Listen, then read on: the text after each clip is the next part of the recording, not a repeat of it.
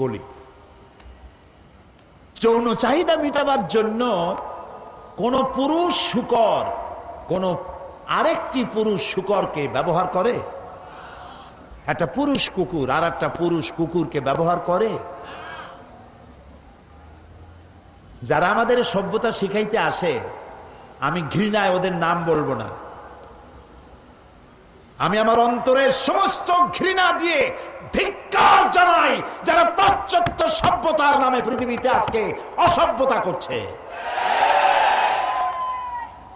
ওরা ওদের পার্লামেন্টে পুরুষে পুরুষে বিবাহ জায়েজ করেছে, মেয়ে লোকে বিবাহ জায়েজ করেছে। ওরা বিশ্ব ভালোবাসা দিবস করতেছে। এই যে কত ফেব্রুয়ারি যেন, 14ই ফেব্রুয়ারি বিশ্ব ভালোবাসা দিবস। আমাদের শিখায় ভালোবাসা। আরে বেটা, আমাদের ভালোবাসা শিখাবি তোরা?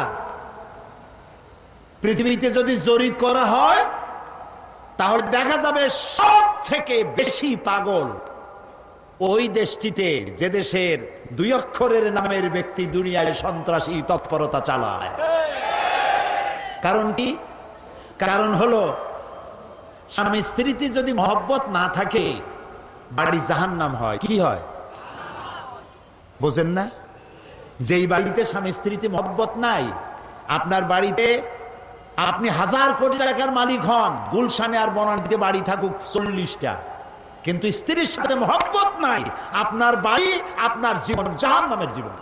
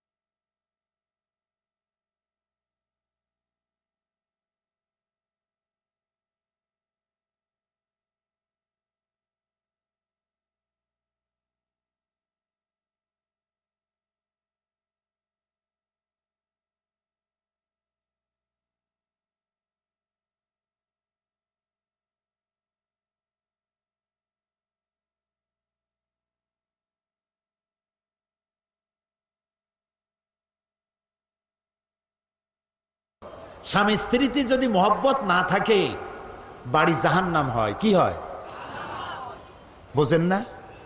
যেই বাড়িতে স্বামী স্ত্রীতে মহব্বত নাই, আপনার বাড়িতে আপনি 1000 কোটি টাকার মালিক হন, গুলশানে আর বনানীতে বাড়ি থাকুক 40টা, কিন্তু স্ত্রীর সাথে মহব্বত নাই, আপনার বাড়ি আপনার জীবন জাহান্নামের জীবন।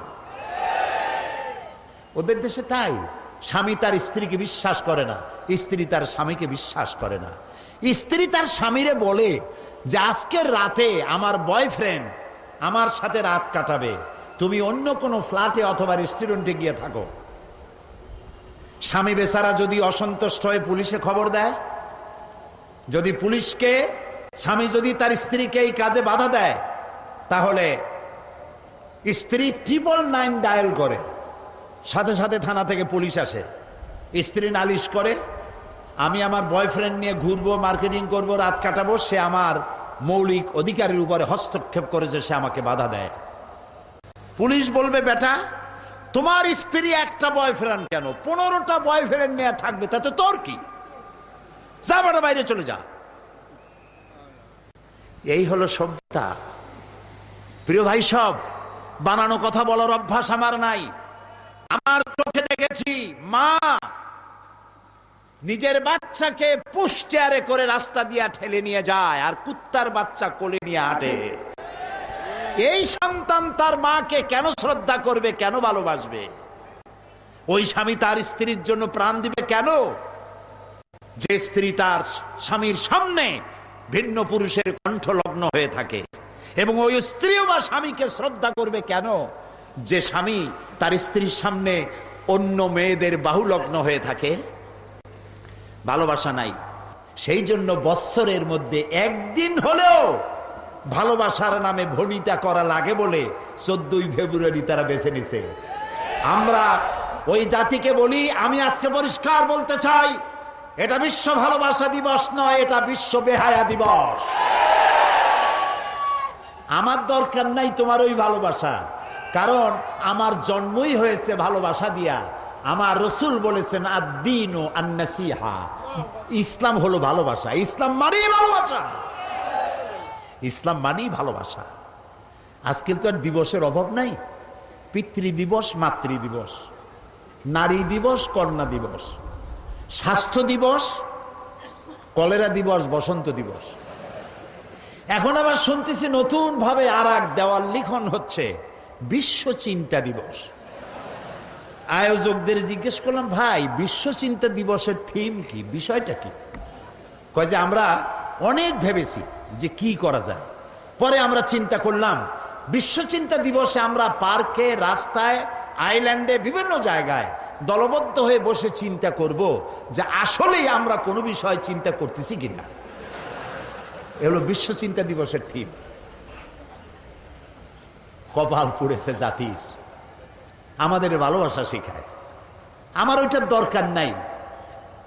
আমার বাংলাদেশের মতো, মুসলমানদের মতো যৌথ পরিবার পৃথিবীতে নাই।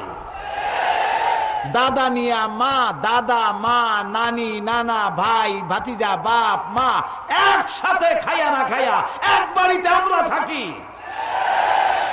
আমাদের এই ঐক্যবদ্ধ ফ্যামিলি কেন? আমরা শান্তিতে আছি কেন? পূজা রোজা একসাথে হয় কেন? এই জ্বালা সহ্য হয় না। আমাদের মতো তোরা জ্বলিস না কেন? এই জন্য, সেই জন্য আজ আমাদের ওরা মারবে, কিন্তু আমরা কথা বলতে পারবো না। वो कत्ल भी करते चर्चा नहीं होता, हम आह भी करते बदनाम हो जाता। ও যদি হত্যাও করে তা নিয়ে কোনো সমালোচনা পর্যালোচনা নাই, কারণ সমস্ত মিডিয়া তাদের হাতের মধ্যে। আর আমাকে যখন কলিজে আঘাত করে, আমি বেদনার্ত হয়ে তীরের আঘাতে জর্জরিত হয়ে যদি আমি আহ বলি, সেটা আমার বদনাম হয়ে যায়। বেটা তুই মুসলমান না করলি কেন? আও করতে পারবি না। যদি বলবে কি করব, কই কিও করতে পারবি না। প্রিয় ভাই সব, সুম্মা রাদাদনাহু আসফালা সাফিলিন। দিন আসতেছে, বাদাল উসরি ইউসরা। এই রাত 12 ঘন্টার বেশি থাকবে না। মেঘ আসলে সূর্য ঢেকে যায়। চিরকালের জন্য সূর্য ঢাকা থাকে না, চিরকালের জন্য